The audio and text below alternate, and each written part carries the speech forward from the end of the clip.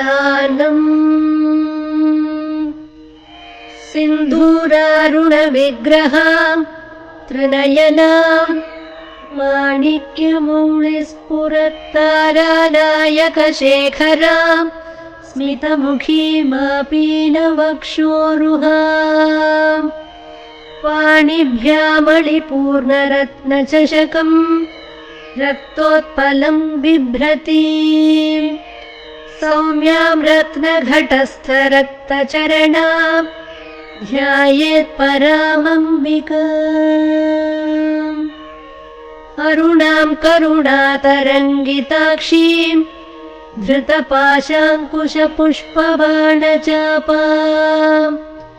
अणिमादिभिरावृताम् मयूखैः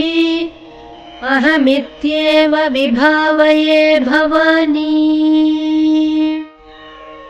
ध्यायेत्पद्मासनस्थाम् विकसितवदनाम् पद्मपत्रायताक्षीम्